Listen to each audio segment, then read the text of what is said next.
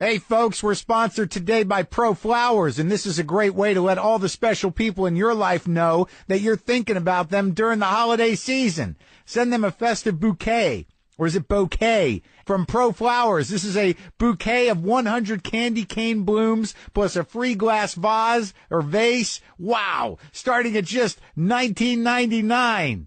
Get a bouquet of flowers in a vase or a bouquet of flowers in a vase for $19.99. That's 100 vibrant red and white flowers. And if you want to jack up the merry, you can upgrade to a candy cane vase or vase and chocolates for $9.99 more. Pro Flowers will take care of all the details and make sure your flowers get where you need them to be before Christmas. That's 100 candy cane blooms plus a free glass vase for $19.99 or vase. Go to proflowers.com, click on the blue microphone in the top right corner and type in WTF. That's proflowers.com. Click on the mic and type in WTF.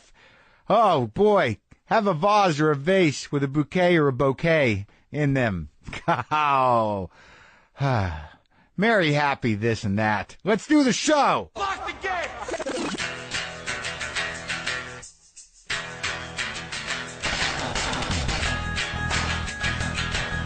All right, let's do this. How are you, what the fuckers, what the fuck buddies, what the fucking ears, what the fucksters? I am Marc Maron. This is WTF. Welcome to the show. Today on the show, St. Vincent is here, and she's on tour now. She's in Florida, Texas, and Oklahoma this week. You can go check her out live. She's very focused and poised woman, an artist. I talked to her for a while, and you will hear that conversation.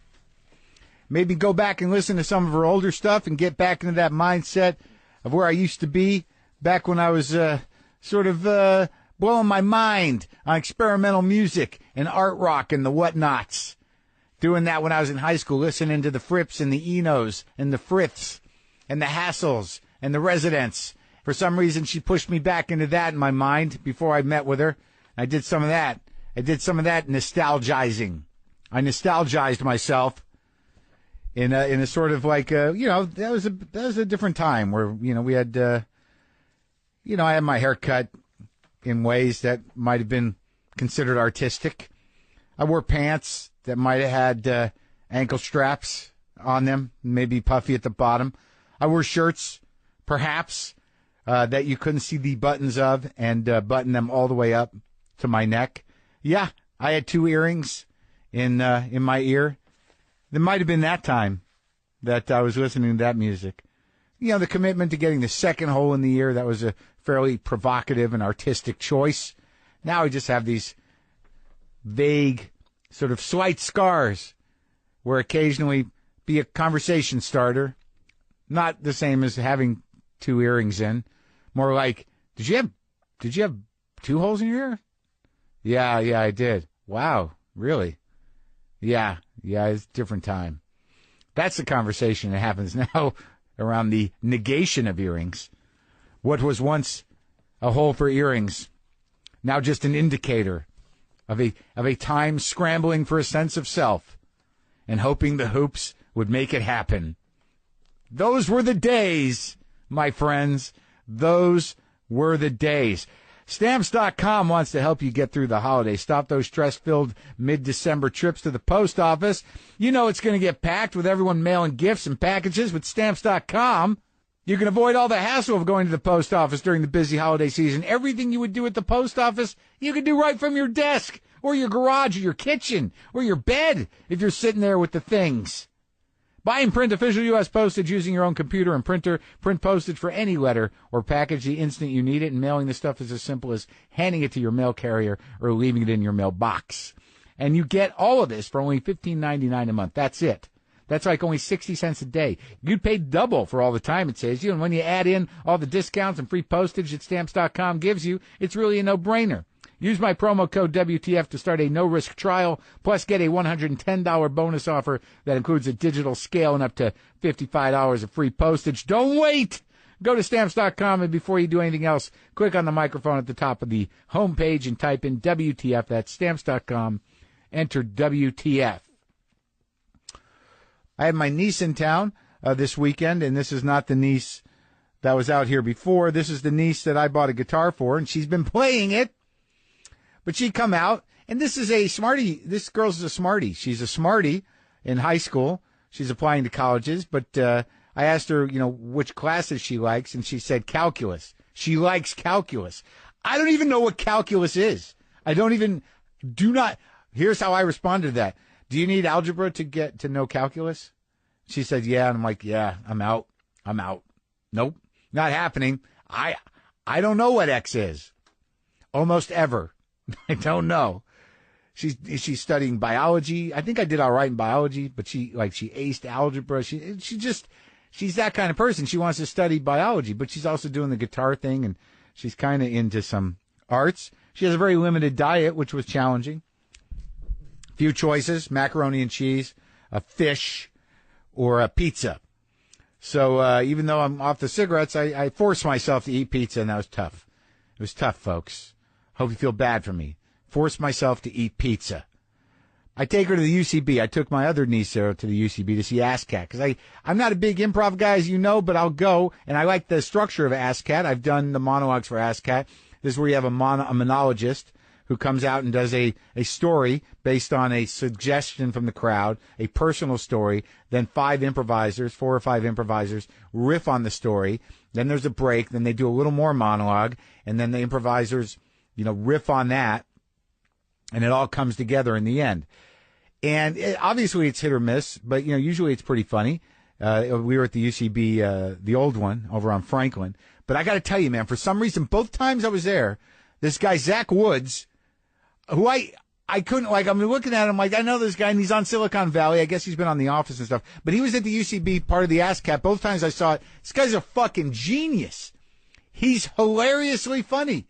And I don't say that about anybody.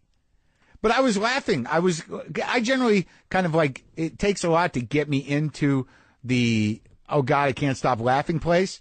But he did it, and it was awkward to me. Maybe the lack of nicotine is allowing me to have more of that I can't stop laughing place. But Jesus, man, this guy's fucking funny. I don't know what his story is, but wow. Zach Woods. He plays the tall guy. He's a very awkward, funny dude on Silicon Valley. But he was tremendous and was a great show, so I nailed that. And on Friday night, that was Saturday, Friday we went, I wanted to take her to Sarah Silverman's show, and Sarah put me on the show.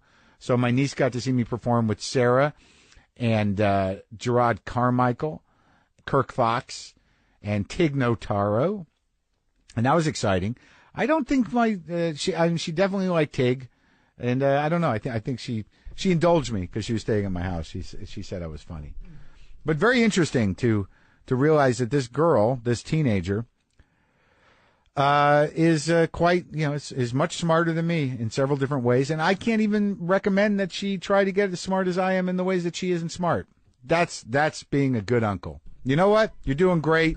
Nothing I've put myself through is necessarily of any value to you. I hope good luck with your medical career. Don't get swayed away on some other trajectory by insecurity or uncontrollable desire unless you want to live the life of an artist. Oh, you know what? I wanted to do this for my friend Andrea Martin, who I love, who's a comedic genius. I talked to her. Okay, I talked to Andrea Martin, and that interview will be up soon, but her book is out already, I should say. It's been out. It's her memoir. It's called Lady Parts. It's available now. And if you want a good holiday gift for a comedy fan or just for yourself, pick up a copy. It's hilarious. She's really one of the funniest people in the world. In this clip, we're talking about how hard it is to sell books, because I've had a couple books. So hopefully this will make it a little easier. Enjoy this clip, and again, the interview will be up soon. And the book, and this just came out, right? Yeah. Lady Parts? Yeah. And people liking it? People seem to. Do they ever tell you they don't? That would be bad. Are people buying it? That's a different story. Those are two different questions. You're not going to know for about a year. Is that true? Who the hell knows what books? Wow, I've written books. You just don't know. But the great thing about books is it's out there forever. And then out of nowhere, 5 years from now, people are like, I just read your book. Like, where were you when it came out? Here's a great thing. Yes, it has been a learning curve for me, certainly, with this book, because you put your heart and soul in it, as you know, and then, really? 40 million people are buying. Wait, they don't want to hear my precious words that took me, felt like a lifetime to reveal. So first of all, you got to let your ego go. That's number one that I've learned. Yeah, books are hard. But I'll tell you what has been gratifying to me. I really wrote this book thinking that I was reaching a demographic of women over 50, thinking I was talking to them. And the young people that are moved by this, or not even coming. I just did an interview with a beautiful young girl. She went to school with my son at Kenyon. She's 31, and she interviewed me for the Hollywood Reporter, their podcast. And she was, her eyes filled up, young. I don't know what it is. I don't know if it's because I talk about being a young girl starting out, or if it's just truthful and authentic and people gravitate toward authenticity. Yes. But that's been very gratifying. So I have to keep reminding myself of that when I see Lena Dunham on #1 and I'm 19,454 on Amazon.com. Wow, that seems to be really low down the list. That could change if someone buys 2 books. That's how about that crazy addiction? Don't look at that. Oh, that is a bottomless pit of despair, because it changes. It's not based on anything. What is it based on? It's based on, if somebody buys 10 copies of your books, it can go up at 10,000 points. Like, it's just based on, I think that Amazon number is just based on per day sales. Through Amazon. Wow. Like, I think it's really that simple. That, like, it's really just based on, like, if someone went and bought, like, if right now someone went and bought 5 books, it would go up like 200.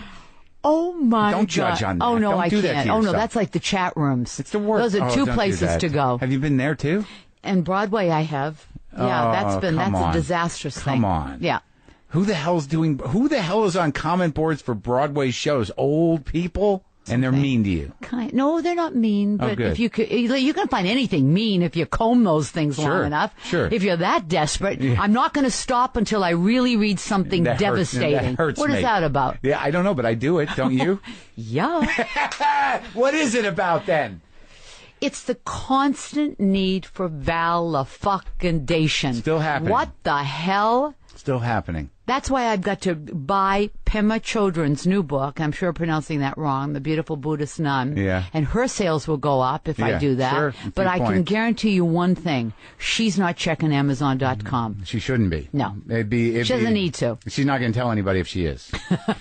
That'd be interesting. I don't know if I would assume that she's not, though. Yeah. I mean, some of those people, you don't know what goes on inside, really. Well, that's the truth. You never really know. Sure. All those people that are fighting the good fight and seem like real Zen masters, they might be secretly just festering. Fighting the good fight. Yeah. I think that's a great thing to say, actually, because I do feel that sometimes life is a battle and you have to fight. It's horrendous. Yeah. Sometimes it's beautiful. But it's interesting to me that I think that probably speaks to a little bit why that woman at the Hollywood Reporter, a younger woman, would, because, I mean, in terms of women role models and people that persevere despite, all odds, and especially in the business that we're in, and continue to work. I mean, it's a very moving story for people. No matter whatever you come from, the sort of weird persistence that it takes, whether it's a need for validation or a need to connect or whatever it is. I mean, it's very easy to get defeated in this racket. Yeah. Either by yourself or others. Yeah, it is. I think most people fall to the wayside because they've lost the fight within themselves to keep moving forward. Talent is a tricky thing, man, and you have it in spades, and you've always had it, and it's clear that it manifested itself very, very early. But it was undeniable. Well, thank you, but I think talent's overrated, actually. Here's what I think kind of keeps people going. The sheer joy and curiosity at what I'm going to create. And I don't mean to be a Pollyanna or undermine the unbelievable struggles people have, because your listeners are going to say, you think that's all it takes? I have a lot of joy about look, I think luck has a lot to do with it. Yeah. I think talent, perseverance. But for me, it's trying to look at this business as a business, not personally, and try to keep, although I have it in spite of myself, a great excitement, enthusiasm for people and things. And you've always had that? I have always had that. Yes, I have. Were there periods in your life where it was like, oh, it's diminishing? There were great periods where I'm sad or feel lonely or have to struggle with anxiety that I struggle with, or sure. Look, I had an opening last night of Pippin. I'm talking to you. I have a book out. I'm about to start a movie. Night in the museum. Look, it's a lovely time in my life. Great. But I had to switch gears at a certain point, Mark. I had to really, when I reached 65, I'm 67 now, because I was saying no to a lot of things, and it wasn't bringing me any joy. And who the hell cared if I was? So you think people out there are like, oh, Andrea Martin said no to that career offer. Nobody gives a shit what I'm doing. That's another thing that really keeps you sane. Every time you think somebody's thinking about you, trust me, they got other things to think themselves. About. Oh my God, 100%. So that was a relief, reassuring, you know. It's me and Andrea Martin. Look forward to that interview here on WTF. What else is happening? Christmas is next week with less than 10 days left to shop, wrap, and deliver your gifts. So shop with convenience right from your home and give an incredible, delicious, amazing gift. It's Sherry's Berries, freshly dipped strawberries starting at $19.99, over 40% savings, or double the berries for just $10 more. Big old berries the size of babies' fists. I've tried to tell you how big these berries are by comparing them to things, but maybe some of you hate kids and you have no frame of reference for a baby's hand. So, okay, how about this? Take a look at your own hand. See the fleshy part by the base of the thumb, the part that sticks out? They're like that, maybe even a little bigger. Get them with chocolate chips, nuts, or decorative swizzle. Why not throw in some cake pops and dipped pretzels while you're at it? Why not? With Christmas coming next week, here's how to get this deal for $19.99. Visit berries.com. That's BERRIES.com. Click on the microphone and type in WTF. It's the perfect gift with no hassle. Berries.com. Click on the microphone, type in WTF. Let's talk now to the amazing St. Vincent here in the garage.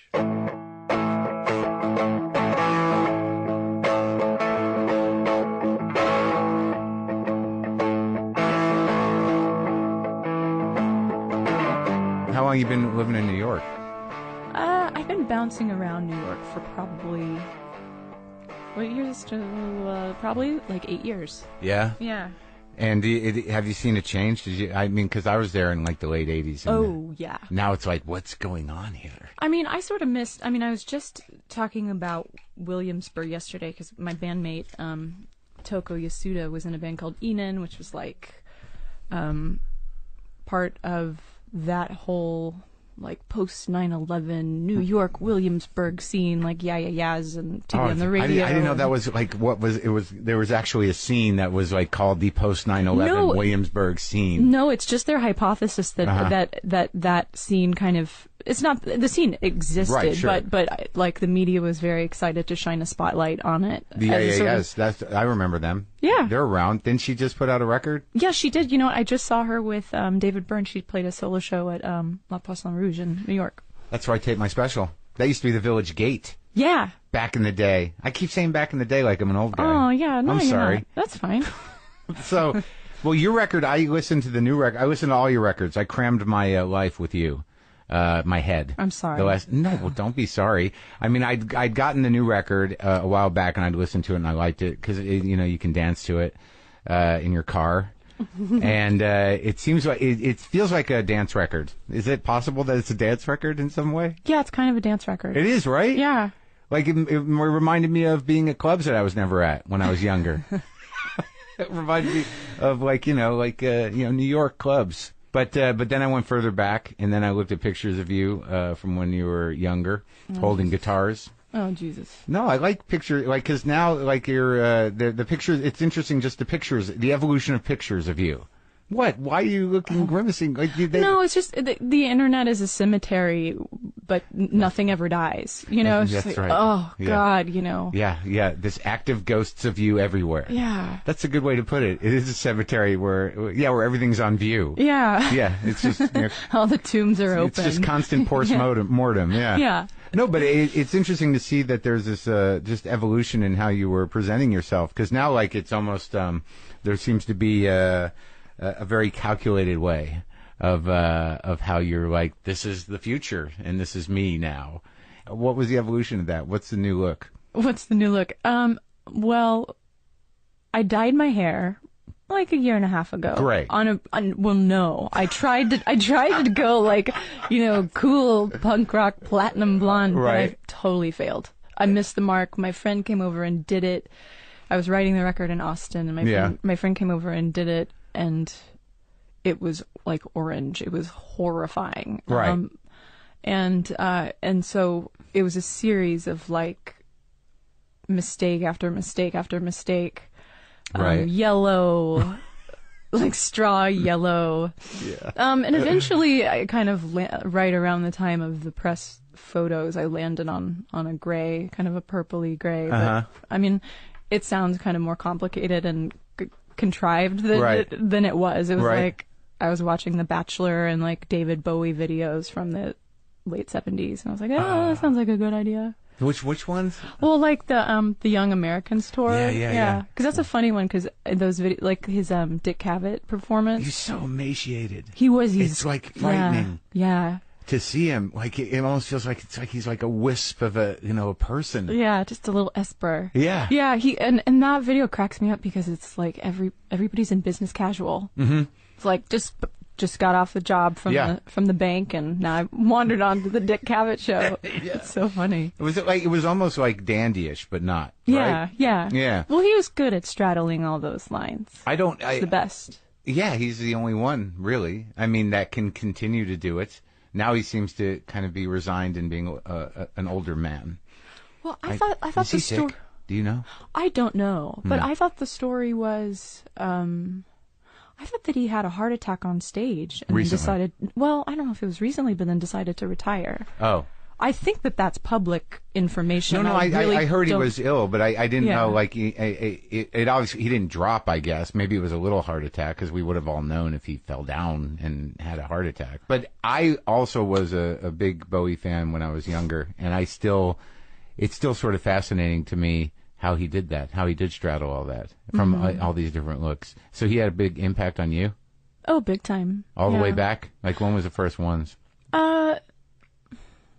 Like the first Bowie song where you're like, holy shit. Actually, my first introduction to Bowie was Aladdin Sane. Right. And just that, like, really totally insane piano playing from Mike Garson. Right. Yeah, I think David Bowie said about Mike Garson, he's the best rock piano player, keyboard player, because he's not a rock keyboard player. Did you work with him? I did, yeah. I was in a band called the Polyphonic Spree when I was a kiddo. Right, so it was you and 90 people. It was me and 90 people.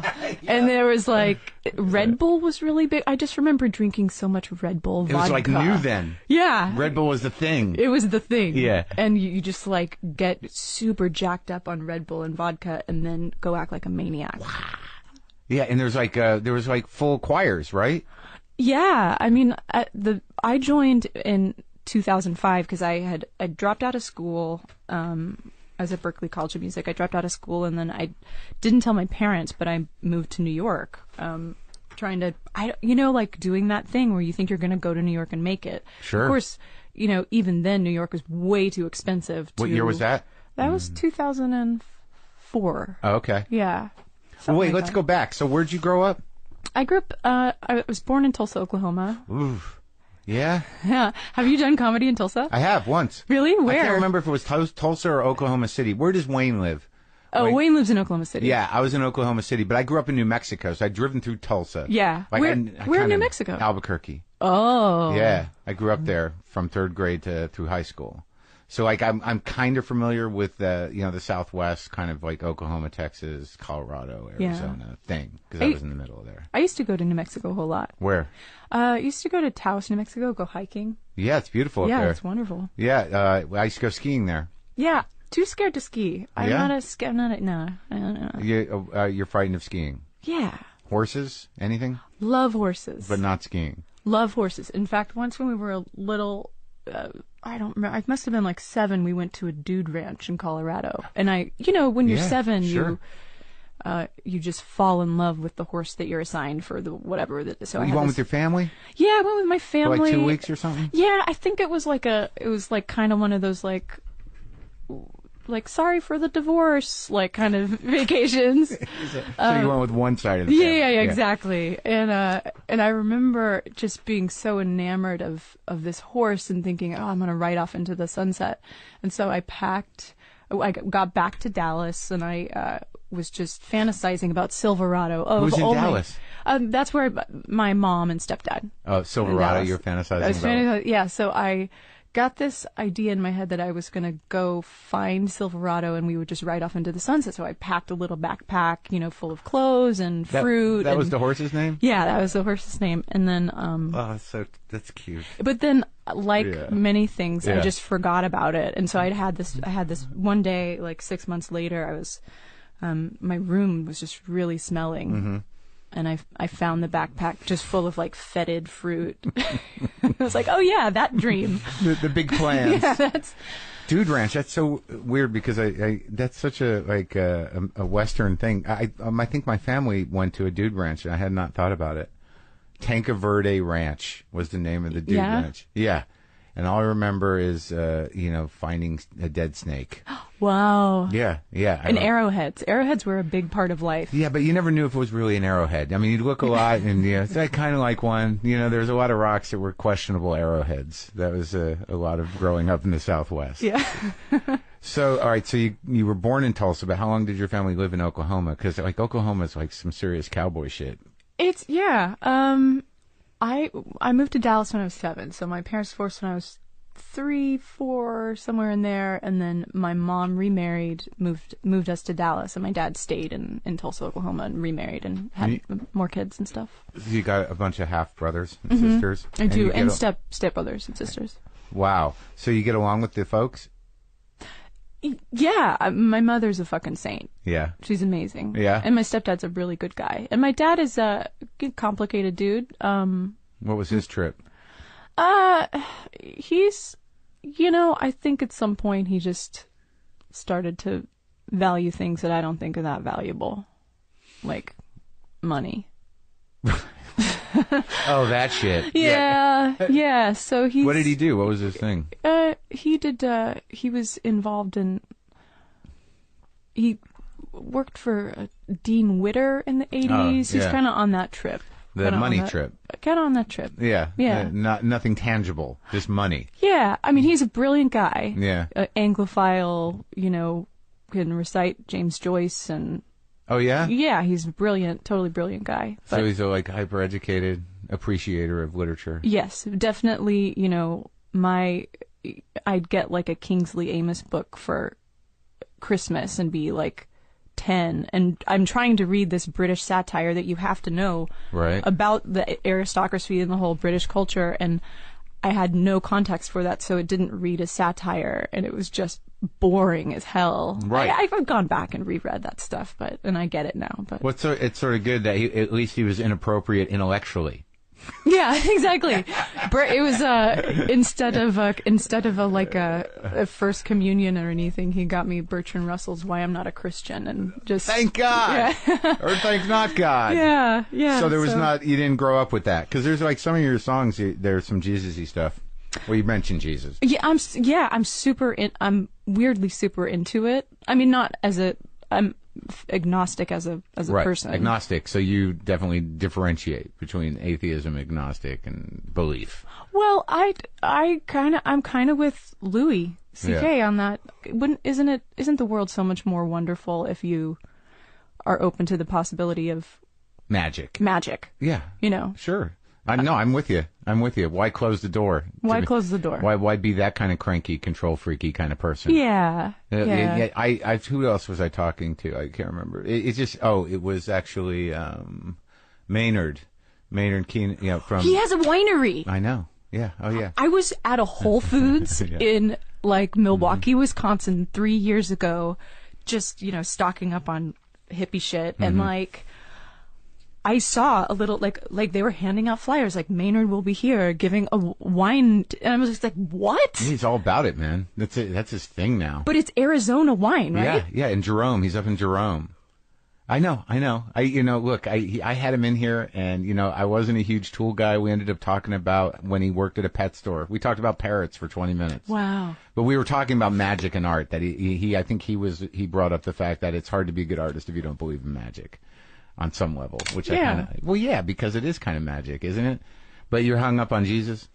No, not really. It's just it's shorthand mythology. Mm-hmm. It's like everybody knows those stories. And I grew up in an environment, not my specific family. My specific family is... You're in Oklahoma and in Dallas, you're definitely surrounded by it. Oh, yeah, because my dad's whole side of the family is super Catholic. And so there was that. Right. That side. And, my grandmother had us all baptized. But, there were so many fucking grandkids because she had 11 kids. Yeah. So by the time it came around to me, she just kind of like...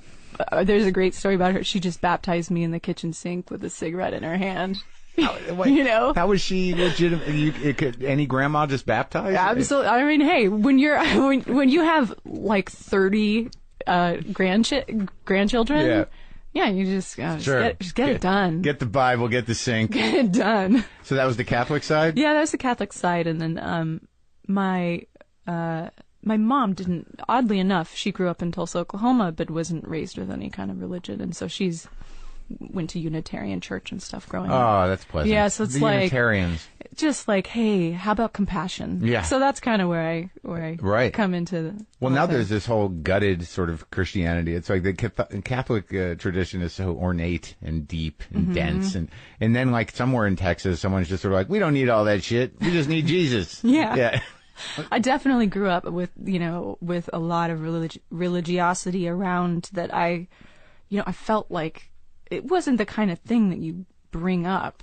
People just kind of assume, oh, you're white and you're lower middle class or middle class. You are a Christian. Right. It's just what you are. That's what happens. In Texas. In Texas. Yeah. Like even a couple of girls from my school who were Jewish converted to Christianity just to kind of like fit in, Oh, the pass. So there's a lot of, there's just a lot of assumption, about belief. And I remember being in like 7th grade, and I had a good friend who's such a sweetheart, really sweet person, good person. And for my birthday, she got me a teen study Bible. And so I started kind of thumbing through it, skimming it, next to like Bertrand Russell and Martin Amis essays. Like, okay, this is cool. And so I had some questions. I was like, well, what about, because it was more the evangelical bent. And I was like, well, okay, so what happens, for people who've never heard about Jesus? And I was like, well, they're going to hell. That's it.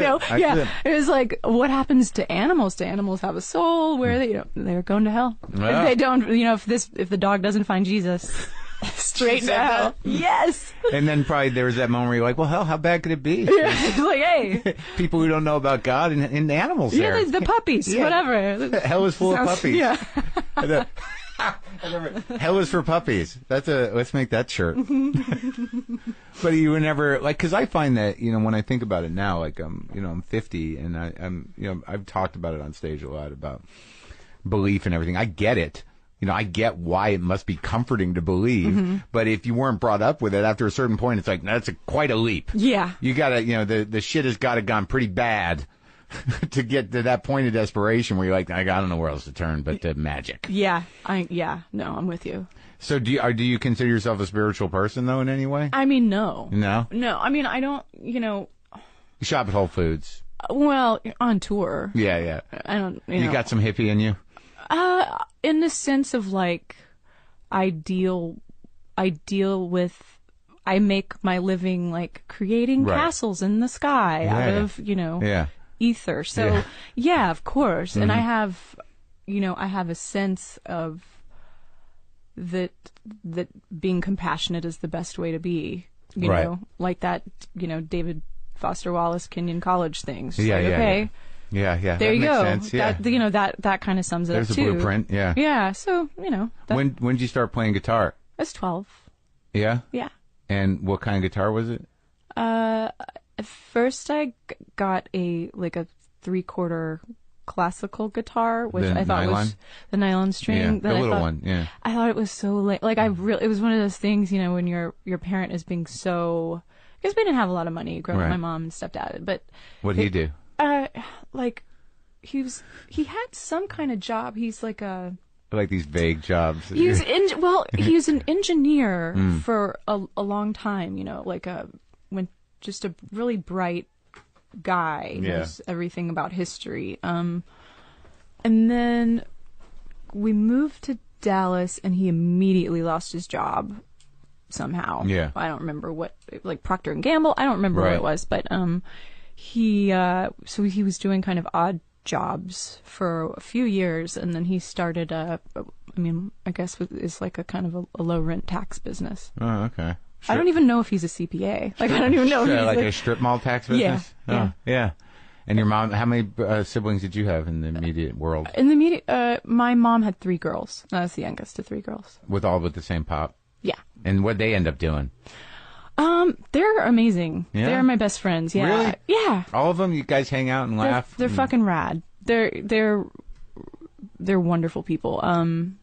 You got nieces and nephews and things? Yeah, I got that. So I spend a lot of time in Texas where they are. Texas! Yeah. You know, I've grown to like Texas. Like, I talk about that on the show a lot about the South and everything, like how, like, I was adverse to it because it's easy to judge.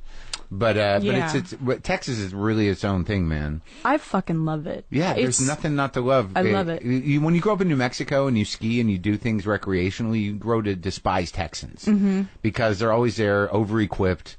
With the, you know, gaudy outfits and cars and stuff. Yeah, and just sort of like loud, and it's sort of like, ugh, go back to Texas. But the more I go there, just the spaces of the place, and also the fact that it does have its own thing. And it is sort of initially annoying how people are the Texan pride is an annoying thing. But then you realize, like, well, there's nothing like it, really. You know, Texas is... they've got some draconian shit going on politically, but it's a wonderful place. What about it? Other than it's home. You know, like in interviews and stuff, I often get asked about, like, well, what's it, especially overseas, because Texas is sort of both maligned and exotic. So there's just something... Character. Also, you know what?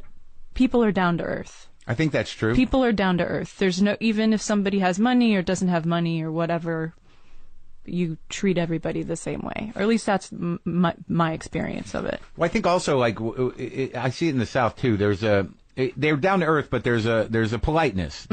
They may be down to earth, but there's a lot unsaid, generally speaking. Right. Yeah. Yes. And you grow to appreciate. Well, I appreciate you being polite because I know that there's something else going on in there. There's definitely some judgment happening, and I appreciate your down to earth capacity to not dump that on me and just go talk about me at home with your family. There's that Annie she's a little weird, but they're not. But they're not going to do that to your face. Nope. Thank you. Yep. Yeah. Well, all right. So you're playing guitar at 12, and you got your little nylon string guitar, and you're learning how to play guitar so it doesn't hurt your fingers. And I traded up pretty quick, though. I traded up for an electric guitar pretty quick. What was your first electric guitar? It was a PV Raptor, and it was one of those like $150. It's in the case with you get the gig bag and the little cord and the amplifier. The little PV amplifier? Yeah. Like the little one? Yeah, and it has a button on it that says lead, and it's just like the most hellacious. Yeah. Distortion. Distortion sound. Yeah. Oh. Yeah. Well, what were you listening to at 12? At 12, I was obsessed with Nirvana, Pearl Jam, Steely Dan, Jethro Tull, Led Zeppelin, Jimi Hendrix. Right. So good sort of mix, like a weird mix. Yeah, it's like a weird cross section of like. How old are you? Do you say that? Yeah, I'm 31. I'll be 32 pretty soon. So you're young. So that was all happening. I've been on the road for like 10 years. I feel. Right, so you're beat up. I feel Peter Pan. Like, I don't feel old by any means, but I'm just like. But like just to, like contextually, like Nirvana was happening. I mean, some of that stuff was happening when you were 12 or 13. Absolutely. It was happening before, you know. I was 9 when Nevermind came out. And oh, really? 10 when Pearl Jam 10 came out. I was on the Lower East Side and wondering how the world had changed. It was weird when Nevermind came out. You're just walking around and everywhere you just heard, you know, Teen Spirit, and you're like, what the fuck just happened? Yeah. Like, well, everything's different now. Yeah. Yeah, it's crazy. I don't know if anything will ever feel like that again. It will. You think so? Well, if you let it, sure. Yeah. It's harder to find music. But I mean, that kind of sea change, that, like, yeah. You know, what happened in my school was that everybody who was wearing polo shirts and a conservative haircut was wearing a Nirvana t-shirt and a flannel. Right. And went to the flannel, grow the hair out a little bit. Yeah, exactly. Like, they made it okay. But it was instant. It was overnight. Yeah, high school changed for everybody. There was a new click on the quad. Yeah, totally. Yeah. So punk rock wasn't wasn't in your lexicon at that time? Not at 12. Not at 12. Yeah. I was like, you know, I was tall. I was in the classic rock, you know. Nothing wrong with that. I was just there. That's where my brain was. Well, that's where you take in. I just was realizing that last night. I made this CD for my show, and it's amazing how, like, your musical taste. I mean, where else are you going to get it unless you got some weirdo in your family who's going to be like, hey, have you ever heard The Residents? Exactly. And, you know, you need one of those people. But even now, since I've gotten back into vinyl, there's just so much music that I have no fucking idea, man. How are you going to know that it's all out there unless some weirdo guides you? And that's the thing. I mean, that's eventually when I was a little bit older, you know, 13, 14, my mom used to drive me to the CD store. Yeah. And you just play the game of trying to impress the guy behind the counter. Yeah, that guy's very important. Absolutely. Yeah. You know, next thing you know, you try to like Zappa, and you know, like that should be a memoir. I'm trying to like Zappa. I'm really trying. Who was that guy at the CD store? You know what? It's funny. It's life kind of circles around. But his name is Chris Penn, and he ended up being the tour manager / I don't know, co-manager or something of the Polyphonic Spree. He was what? Yeah, he was that dude who was like, hey, check out Solex, check out Chiba Mato, buy this Sonic Youth record. When you were 13? Yeah, 13, 14. Hey. That's amazing. And that was in Dallas? That was in Dallas. Hey, what about Nick Cave? Hey. Thank God for that guy. Check out PJ Harvey, all that stuff. Oh. Do you realize how important he was? He's massively important. I have to say, not to bring up age, but at this point in life, I keep looking back and just going like, thank God for my high school theater teacher who made us read the New York Times every week. Like, thank God for Chris Penn who hipped me to all this shit that I just wouldn't have. It wasn't on the airwaves, so I even your old man.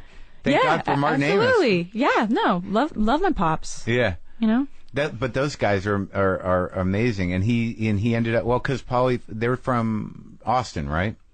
They're Texan. Dallas. They're Dallas. They're all Dallas. Mm-hmm. So it was all right there. Yeah. But you didn't know them when you were in high school. No, because I was younger. I mean, I knew Tripping Daisy, which was the band that the Polyphonic Spree kind of. Because they were around. Yeah, I saw Tripping Daisy, you know, play at Trees, 7 times or whatever. Trees. Do you remember that place? Well, I do remember that place. I think I did a show there. You did comedy at Trees. Yes. There's a giant pillar right in the middle of the audience. It's like the worst designed place. I think I did do that when I was touring with, who was I with? What was I doing? A live WTF or something? But yeah, I was there. I was at that place. It's like a famous place. Yeah. Was there when you were in high school? Yeah.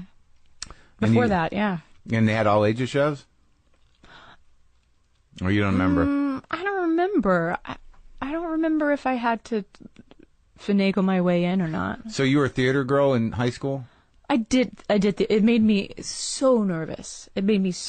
I hate it. Like, it was one of those things that I loved it, but I hated it because I didn't like to be on stage. But I loved, hearing about Stanislavski, and it was also kind of like, aside from marching band, which is its own. You didn't do that? No, I did jazz band. Yeah? Yeah. You played guitar in a jazz band? I did. In high school? Poorly. Right. Can you read music? No. You can't? I mean, I can, sound it. It's like, first grade level, sound it out.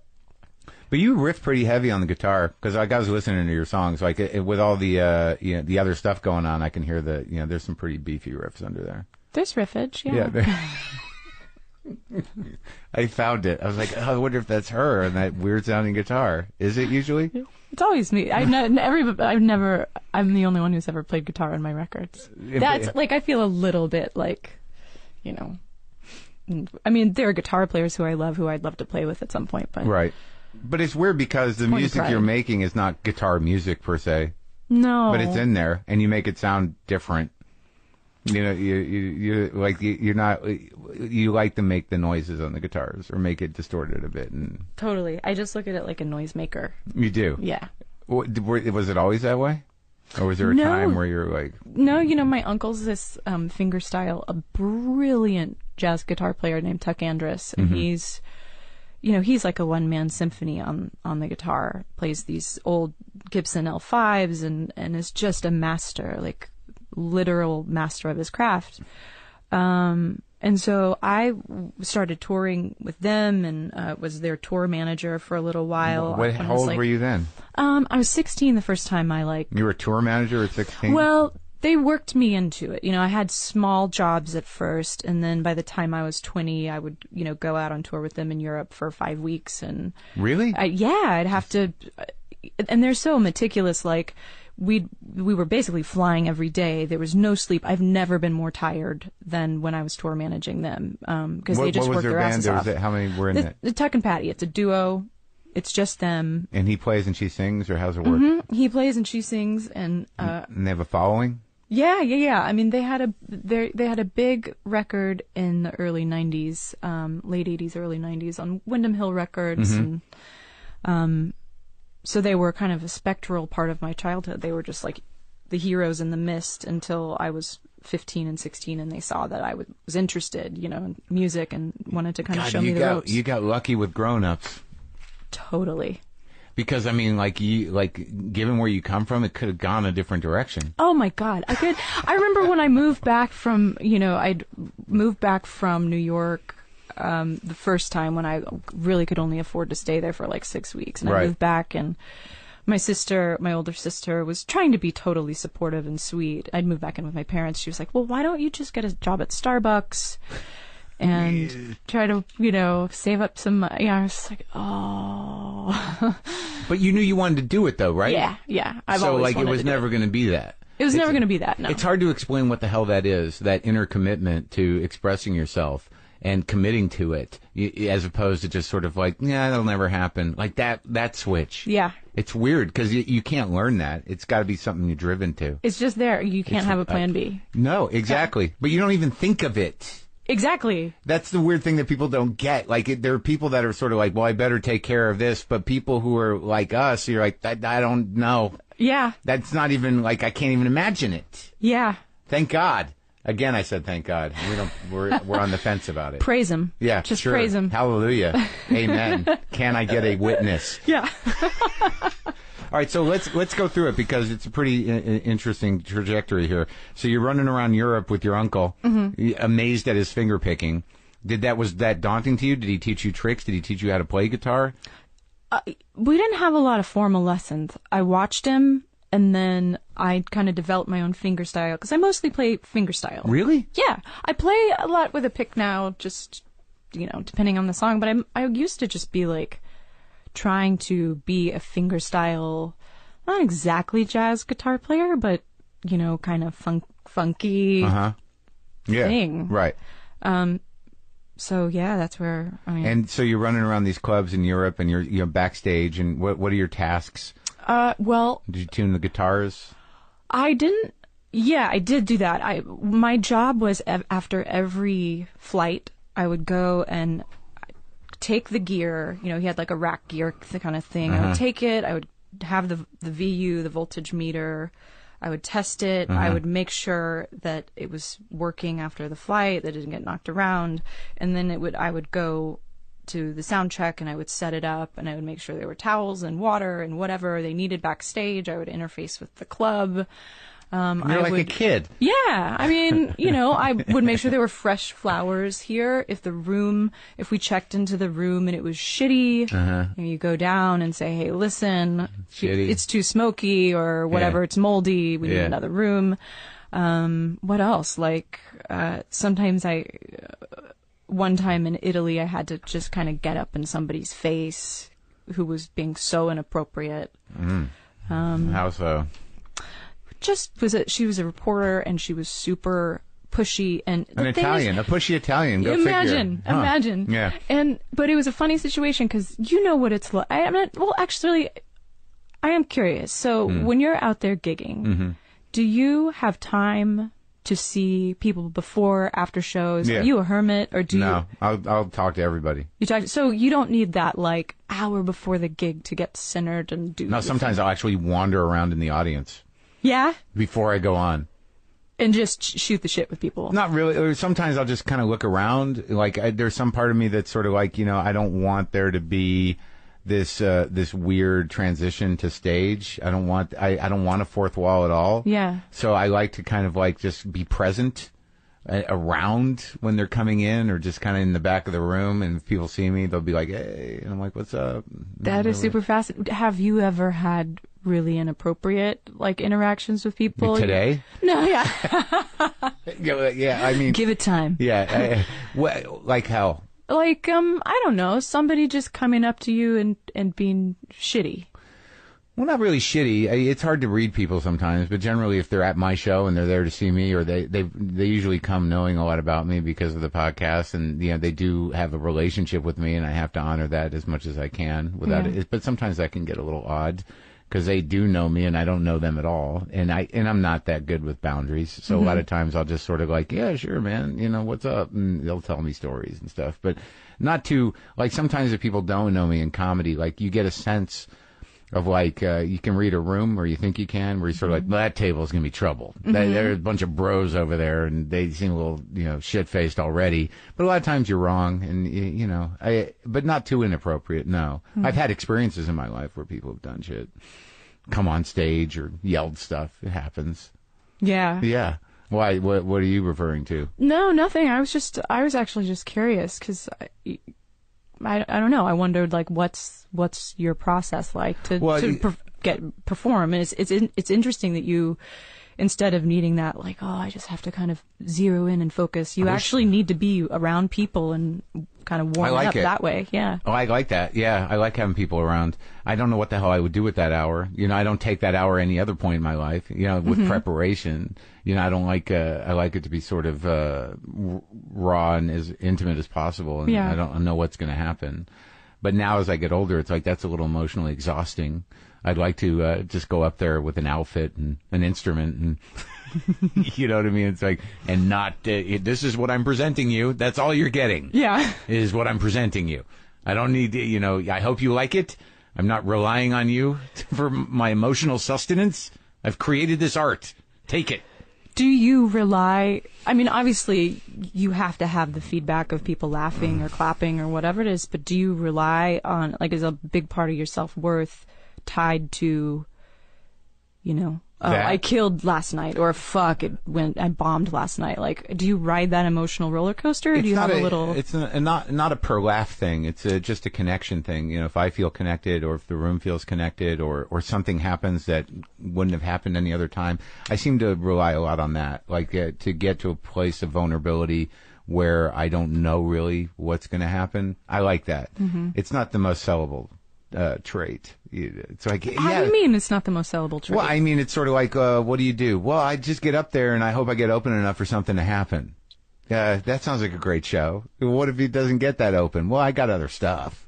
But for me, But is it, I mean, because often there's such a chasm between the objective or the audience's reaction or feeling towards a show and your own subjective feeling about a show. I mean, I'm sure it's happened for you that you walk off stage and you're like, oh my God, that was the worst. And then people come up after and they say that was, or you have a friend you trust who's like, well, are you kidding? You killed. Right. And the inverse is true. Well, that's why I've learned to keep my mouth shut, because my perception, and this is something that's really on me lately, is like, I don't know what bearing it has on reality. My perception, it's a faulty bit of business. Because all I'm carrying is this, baggage of my own wiring. So I don't know what the hell anyone else feels, or what experience they had. And a lot of times, if you respond out loud to your perception, you're going to deny someone their experience. Yep. Yeah. Do you feel that? Yeah, I mean, yes, I do. But I also saw a show recently where somebody started the entire show with an apology. And I was just like, man, that's such a cop-out. Like, yeah. I mean, it's one thing. Like what form? Like, well, I'm not feeling it tonight, or like my dog died this morning. Or... It was like a little bit of it was like kind of part music, part kind of dance kind of thing. Mm-hmm. I don't want to call anybody out, but it was, but it, this person walked up on stage and said, "Oh, I'm sorry. You probably are wondering why the hell you bought this ticket." And I was just like, no, it's one thing to be afraid, or it's one thing to be self-effacing, but that actually is just this weird, convoluted, self-aggrandizing thing where you're letting yourself off the hook if it's bad. Yeah, right. But then you've completely disallowed, and then the audience feels somehow guilty or bad if they enjoy it. Yeah, or else they're sort of like, well, or else you could, kind of program the audience to immediately say like, well, why'd we come tonight? Maybe tomorrow, we should have come tomorrow. Like like when people ask you that, what show should we see, Friday or Saturday? Like, I don't know. Yeah. Well, my thing is like, I don't know what I rely on them for anymore. I'm a little better at accepting, that they like me.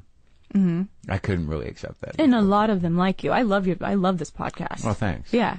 But like when I perform, like I seem like last night I went up and I'm just doing these workshop shows, and I know a lot of people had come to see me do them before. What does that mean, a workshop? Well, the way I write material, like I just do a small theater and I just give the theater the money, and it's like an $8 ticket, and I just kind of ramble through an hour of shit that I'm trying to figure out. Mm-hmm. I'd rather do it there than in a comedy club and just sort of get my people. But like a lot of them have been coming to them, so they know the shit as I work it out. And I asked last night, how many have seen this and how many haven't? And it was about half and half. So now I'm like, well, what am I going to do for the people that have seen me work this shit out before, mm-hmm. and still honor the people that haven't seen any of it, but also give the people that have seen some of it something else. So like I put myself in a mental position, like hopefully I can take some emotional risks.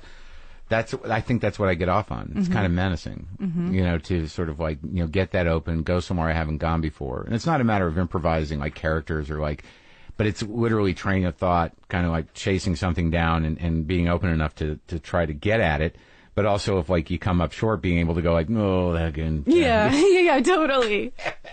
I don't mind that. I like having the comfort to do that. I don't know if it's something you would do at Carnegie Hall, because that's sort of the difference between doing like an oddball fest. Like I've spent 10 years trying to get more intimate, and then all of a sudden it's like, well, you got to perform for 15,000. Yeah. And then you got to be like, well, I got to know the shit. What am I going to do? The punchline better be strong so I can pace myself and be a professional. But it's not satisfying. It's not satisfying. It's not as satisfying. That's interesting. It's a different thing. It's like, well, I'm glad I managed to. I'm glad I have that skill. I can do a good 15, 20 minutes in front of 15,000 people. I don't see how I'm going to use that skill a lot, but I'm proud of myself. I probably would have fallen apart 10 years ago. Absolutely. But I mean, but with somebody like you who has such, specific orchestration of pieces, I mean, what is the reward for you in a live performance? Well, kind of what you're talking about. I often, on guitar mostly, I will often reach for things that either I don't know what it's going to sound like when my fingers get there, because I am good at the guitar, but I'm not so masterful that the magic is gone. Like I sometimes go, oh, I don't know what that note's going to be. Maybe okay. And so it just becomes this like process of discovery and going out on a limb and not knowing if you're going to land it. Like I've played some shows where I've like joked with the band afterward, like, oh my God, I'm so sorry about that guitar solo. Like, there was one particular run of shows where I had gotten really into Albert King. And I was like, wow. I was just playing with him today. No way. I've been playing with Albert King every morning for the last week. No way. That's what I'm doing. That is so cool. It's fucking weird. And he does those bends that you're like, wow. Yeah. You know where they are, right? You getting them? No. But I was trying. But what happened was I just sort of for a couple shows just went into this like sort of hackneyed jam band hellhole You know. You kept the band going? Let's go. Soloing. Yeah, I'm still soloing and no, that was a bad experiment. But, you know. So, all right. So you're touring around with your uncle, and then, you want to be a professional musician. What was the first band? The first, I played in a lot of bands in high school and college. What were you playing though? When I was in 8th grade, I was playing bass in a metal band, like Pantera, Maiden. Really? Yeah, Metallica. Uh-huh. And then I played in. How'd you present yourself? I presented myself with, I had braces and a sweater vest and sort of high-waisted jeans that I think were kind of boot cut. And I had long straight hair because everybody had long straight hair. You spend, an hour straightening it in the morning. And I wore my bass up really high. So, I was pretty I was pretty fuckable. Yeah. Yeah. With the bass up here. Super high. Yeah. It was like a purple Ibanez that was iridescent blue if you caught it in the right light. Wow. And you could handle it. I can handle. Well, luckily, some of those bass lines were pretty. Yeah. There weren't a lot of notes, like in the Maiden stuff. There's not a lot of notes. Right. My ex-wife was a big Maiden fan. We went to see them at, I think at the Hollywood Bowl, maybe. Was it incredibly entertaining? Well, I wasn't a metal guy really, but I've gotten more into it now. Since I gotten into vinyl, I've sort of started picking up on all the Sabbath and that stuff, and I get it. I like that one song by Maiden, but it becomes a little. It doesn't. That type of guitar playing doesn't equate to soulful guitar playing for me. Yeah, it's just not the way I hear I'm guitar. With you. I'm with you. A little too mathematical for me. I'm good friends with Brendan Small, and he's a real noodler. But he's a pretty varied guitar player. But there's something detached about guys who are wizards on that instrument. They can do everything so easily, and it's sort of you can't. You're not allowed to do that effortlessly. Right. Pretend like it's taking something out of you. Would you? You don't get paid per note. Yeah. Yeah, I do. It's so well. That's impressive. So you're metal. And then you did some other things? Yeah, I was in a noise band in college called the Skullfuckers, which was just, it was actually this really cool songwriter it was really polvo-y, and if you weren't bleeding by the end of the set, then you hadn't played a good set. So you were sort of you were at least tapped into that performance art rock thing, you knew it. Yeah. I loved it, and I loved all the Riot Girl stuff. Yeah. I discovered that in my late teens, and Big Black and the kind of Steve Albini Chicago world. Yeah. I saw him at the Rat in Boston when I was in college. Oh, yeah? It was him performing. Really? Yeah. It wasn't shellac, or it wasn't. Well, maybe it was, but okay. He was fronting it. And I recall that because I met a woman there with a black mohawk, and she sort of changed my life. Really? It was at a Steve Albini show. How'd she change your life? I don't know. She was just tough. And, and we ended up hanging out for, I'm still kind of friends with her. She was a welder and a sculptor and just this tank of a girl. Wow. When she was just from New Jersey and had a chip on her shoulder. And, I think I think she taught me how to fuck, really. Well, yeah, that helps. Do you remember that person? That adult in your life? It was angry, but it was a lesson. Yeah. Yeah, this isn't about you. I'm not done yet. That's where I learned that. Oh, good. I'm glad you learned that lesson, hopefully early enough on. You got to have those people. Yeah. I mean, those are I don't, as you get older, it's sort of you realize just how far you've come when you see people and you're did we, what town were you in? Where do I know you from? Really? Yeah, maybe. I hope you don't have that issue. I don't. Good. Yeah, I don't. I mean, it's. Well, I've lived in 4 different cities over 3 decades. So, if someone comes up to me, I'm you're going to have to give me a town. You're going to have to give me a city or a period of time because I can't. Man. I mean, if you even see somebody out of context, I met this person in Cincinnati, and then all of a sudden they're in New York, and they say, hey, how are you? And it's I don't, what? Yeah. It just takes a second. It's yeah. just a little processing power. Yeah. Where, what? All right, so you're playing in bands. So when does this Berkeley thing happen? I moved to Boston when I was 18. I left Texas and went to Berkeley, and I dropped out after like 2.5, 3 years. But your parents are supportive of your thing, your trip, all the way through? Yeah, I mean, my mom especially because, her brother Tuck is a musician. Mm-hmm. So it wasn't like it was a family of doctors and they said, well, you want a what? I mean, right. I'm sure they had some trepidation, but... Yeah, it's usually just fear of, like, well, what are you going to do if it doesn't work out? Yeah. I mean, that's usually their fear of supportive parents of musical or artistic people. It's not that they don't want you to do it. They just don't know how you're going to make a living. Right. But they sent you to Berkeley. Yeah, they did. Yeah. Well, what went wrong there at the noodling school? I don't know. I got some things out of it. I dug deep into... They had a great listening library, and I dug deep into a lot of stuff. Like what? I mean... What changed you there? Stravinsky. Really? Yeah. That's deep. Yeah. I don't know anything about that stuff. What about classical music in general? Because now that you mention it, I can hear something building in your records. To build to it. I have, just enough knowledge to be effective, but not too much to get too in my head about it. But there is something about the bands you were involved with Polyphonic Spree and with the one after that. Which one were you in? Sufjan Stevens? Right. And I hear it more in pop music, and I never noticed it because I didn't pay attention to it when it was happening. But I talked to Jack Antonoff in here. Oh, he's a sweetheart. It's great. Lovely guy. But when I listen to that fun stuff or even Bleachers, he's sort of a very talented guy, that guy. But there is something that comes from Polyphonic Spree that's sort of big. It's like, it's massive. It's a massive sound. But then if you really track it back to classical, I mean, that's all of it. My artistic trajectory has been slightly one of editing and getting more, like, just going, oh, is this absolutely necessary? Because if I wanted, I could fill up every second with a melodic idea or a... Do you want to? No, I don't. I just... Do you fight that, though? Well, I mean, I do in the sense that I could. I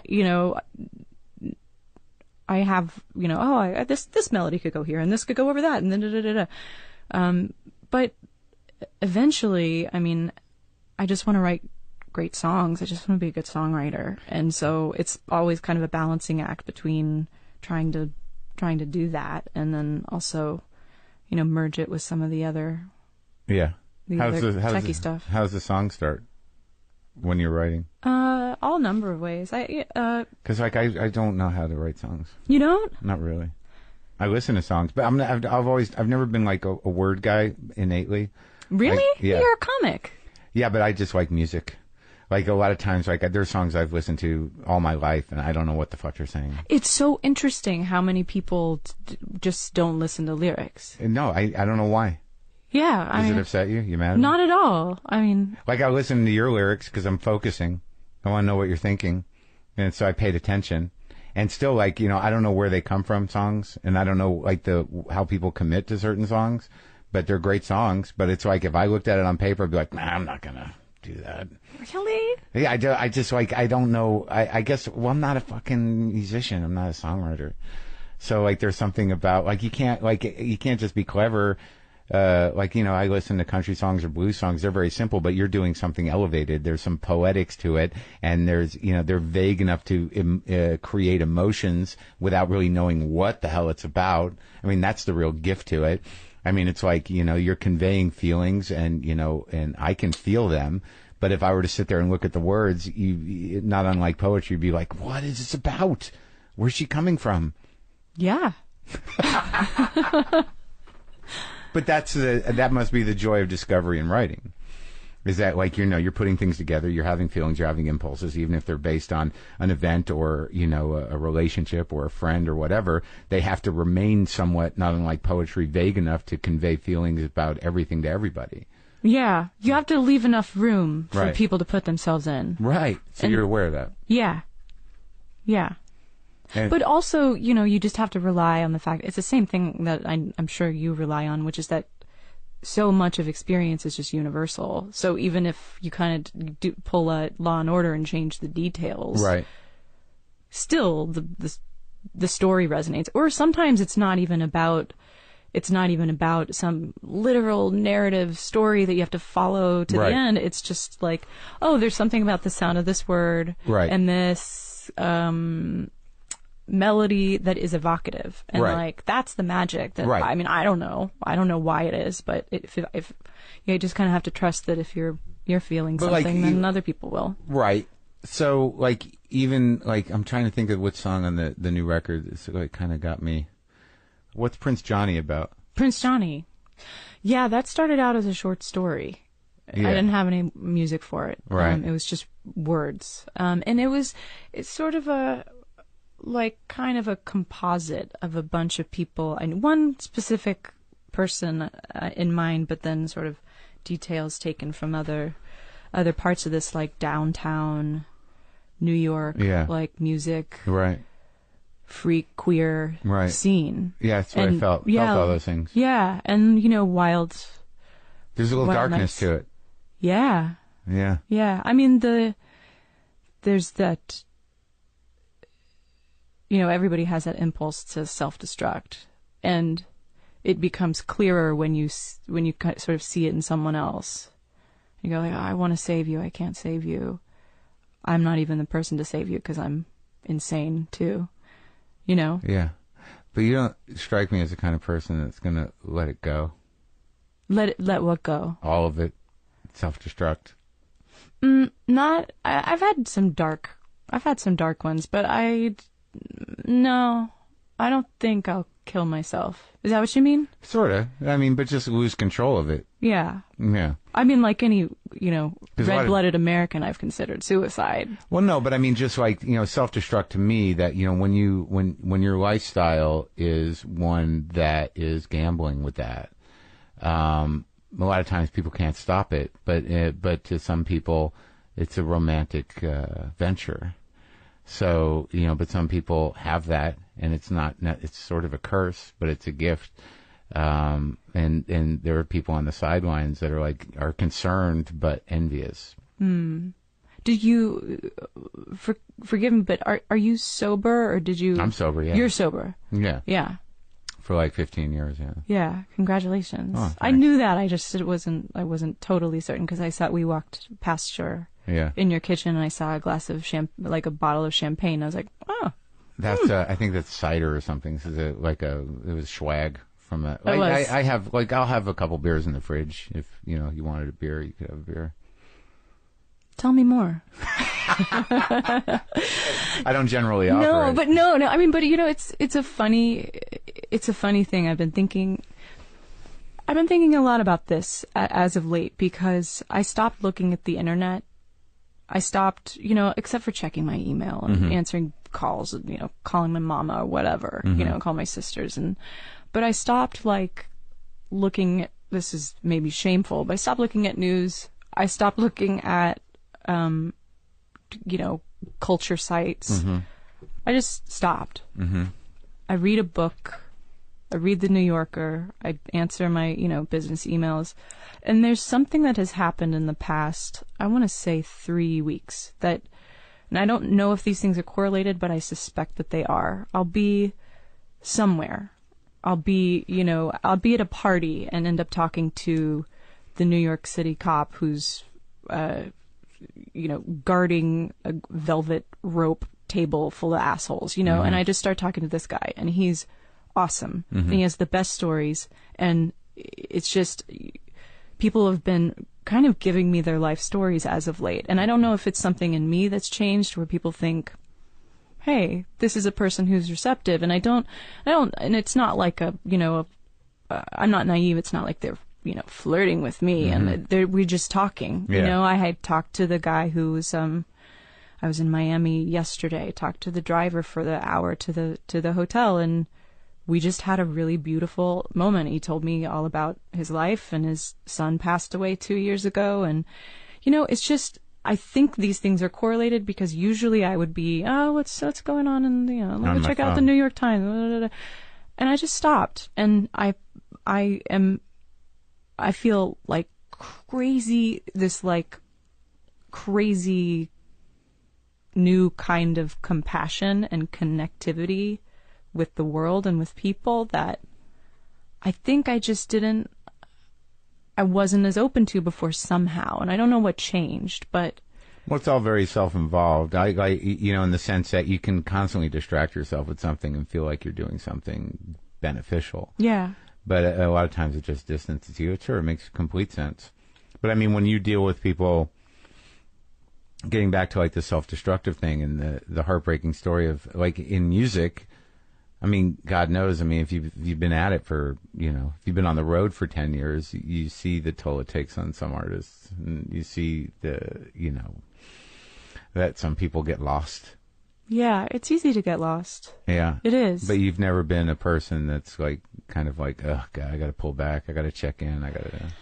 No, because I mean, sometimes, because I have like a really rad group of girls on tour, like my bandmate Toko and my production assistant Rachel and lighting lady Suzanne, who's with Nirvana and Sonic Youth and Stereo Lab, and it's just kind of a rad. She's seen it. She's a rad veteran. She rules.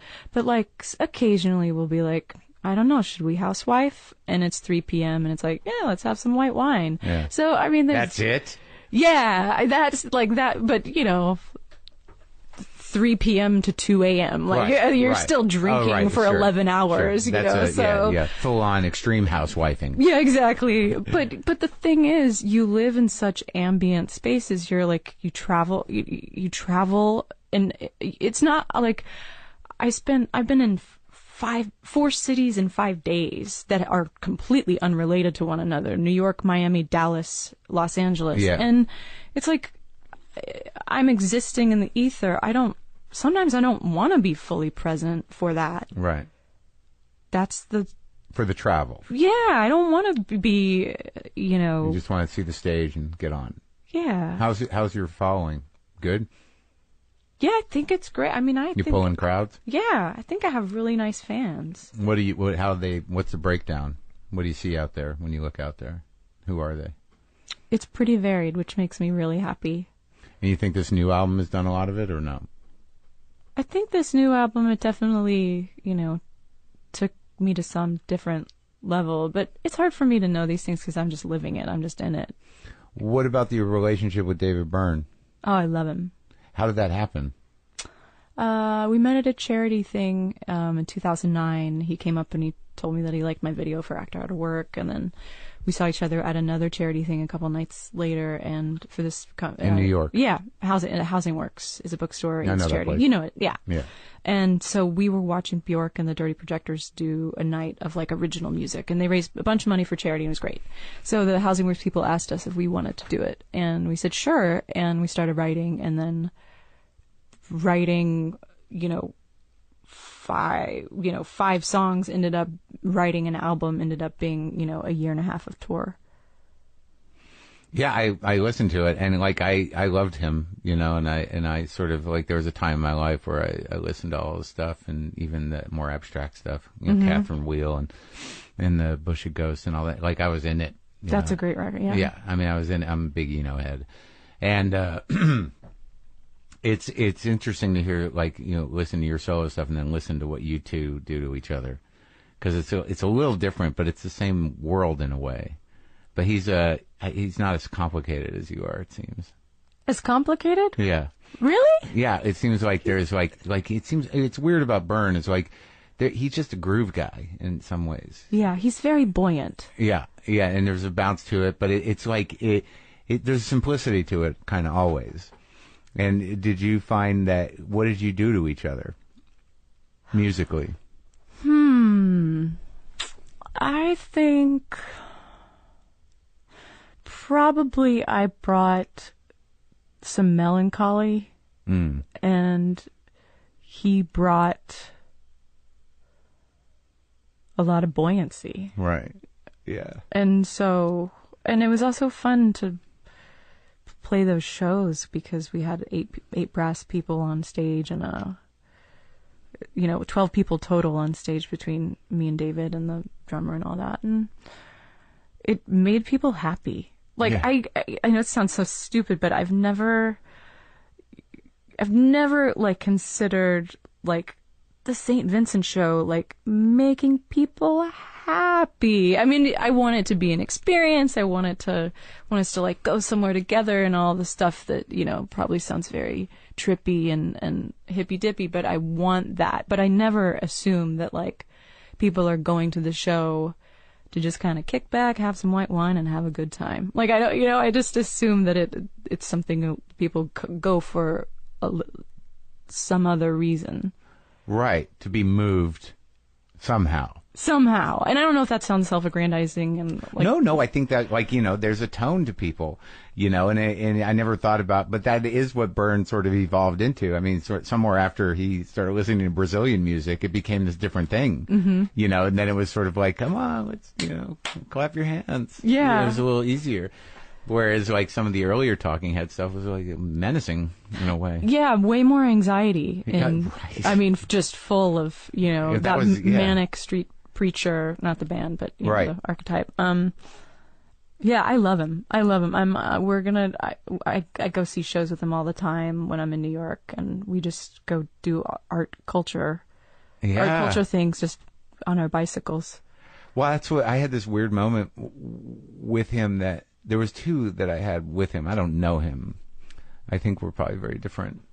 There was one where I was on a plane with him, and he was in first class. It was years ago, and we landed in New York, and everybody's waiting at the baggage claim, and there's no bags coming out. And then, like, from over at another baggage claim, I just hear some voice go, "Over here!" And I turn around, and Byrne does this with his hand, like he waves people over, but it was so Bernian. Yeah, like, there's something so specific about his movements. I was like, that's amazing. I know. And then there was another time where I was just on the street. I think I was out in front of Louis' old place in Chelsea, and he rode by on his bike, and he had lights on his bike. Yeah. Right.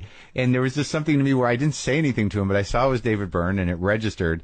And then I just watched the lights kind of fade away. and because it was David Byrne, it had some, poignant thing to me, the minimalism of it. There was an art to it. Absolutely. Just the lights on David Byrne's bike fading into the distance. Yep. Uptown or downtown or whatever. No. Well, this melancholy thing, though, you evoke that because I can feel it, and it's something that Bowie does. It's something that Kate Bush does. It's something that that type of like that ether you talk about. That ether seems to be filled with a type of melancholy. You like it. I just know it, and I just think you can't write about things you don't know. Mm-hmm. It's not like you have to put down your literal life into every song, but is it hard for you to have a good time? No, I'm a fucking laugh riot. You're a fun girl. No, one of the wonderful things about alcohol for me is, and I'm not a horrifying drinker by any means, but like, some people, like, they have a drink and they get kind of weird, and then all this weird dark shit starts coming out, and you're like, I wish you hadn't had that drink. I'm a delightful drunk. Oh, good. Yeah, I'm just you can happy. Manage it. Yeah. Did you have alcohols in your family? I'm Irish Catholic, so yeah, it was around. Yeah. Yeah. Because you seem like the kind of person that, like, in that kind of environment, either they're going to go boozy or they're going to go like, nah, I'm in control of things. Nobody. I mean, I enjoy it. Nice. A little white wine. Okay. All right. Housewifing. Okay. All right. I don't. And did you do an episode of Portlandia? Yeah, I did. Like just one or two? I did 3. You like acting? Yeah, I do. Yeah? Yeah. I'm less scared of it than I was in high school. Oh, good. Yeah. And it's different in front of cameras as opposed to a live audience doing Bye Bye Birdie or something. Yeah, right. And you got a bunch of creative people around you, so it's nice. Yeah. It's nice. You gonna do more of that? Maybe. If somebody asked me to, I'd do it. Yeah? Yeah. Well, you and Kara are your friends, and she's gonna rock out soon again, right? It's great. It's, and, like, everybody's killing it. Like, Janet's drumming her ass off. Corin is, like, nailing it. Carrie's playing the most crazy, awesome outsider art guitar you've ever heard. Well, like, it's funny with her because, we've talked before and we see each other, and I knew the band a little bit, but I didn't know it a lot. And we did some event, and I sort of know her as this comedic personality now, and that's sort of my real experience with her as a person. And we did this event for the IFC Upfronts, and she got up there, and it's just a very interesting thing to talk to her. But then when you see her put a guitar on, you're like, oh, well, that's what it is. Mm-hmm. That's what's supposed to be happening. Mm-hmm. It lives on her. Like, it's just organic thing. Yeah. Do you guys jam? Yeah, we have jammed. Like, just jam out? Do your Albert King licks? Yeah, I do. No, actually, we've jammed. She has a little, like, they have a little rehearsal-y room. Yeah. And what I think usually works best, because she's such a cool extemporaneous guitar player. Yeah. My favorite thing about her playing is she's not afraid to go anywhere, and she always ends up in some place really cool that I never would have ever rhythmically or just rhythmically, melodically, and so it works best if I'm on drums and she's. We wrote a couple songs one time that I thought were really cool, but we never. What happened to them? I don't know. They're in GarageBand somewhere. Well, why don't you guys do a record? I mean, she's pretty busy. I'm pretty busy. Yeah, I should do a record. We could do like a 7-inch. Like, that would be fun. But like, put it out under, not like be like, oh, it's Vincent, but like, right. But put it out like. Just make up some weird name and don't really say who it is. And that would be fun. All right. Well, I'm going to hold you to it. Yeah. Kinda. You should do it. You should play drums on it. She should play drums? You should play drums. I'll play drums on it. Are you a good drummer? I have terrible technique, but I have good time. Oh, that's the most important thing. But past a certain BPM, I'm worthless. Worthless. So there's definitely a St. Vincent groove on the drums. Get me around 100 BPM. Mm-hmm. I can keep it. Little swampy bottom. But anything above that, and I'm just woefully underprepared. All right. Well, let's stick with the swampy bottom then. Yeah. Nice talking to you. Nice talking to you.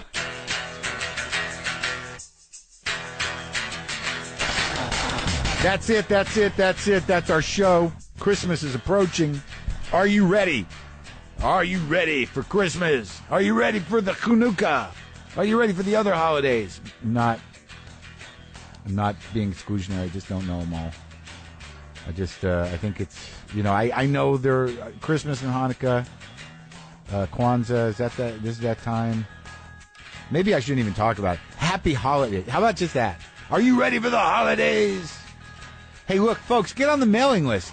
I always forget to tell you that. If you go to WTFpod.com, not only can you get justcoffee.coop, not only can you get the premium app, get the free app, then get the premium app and stream everything. But get on the mailing list. I spend a lot of time keeping up with you people. I sit on Sundays and I write you a nice letter, a nice email about my life and things.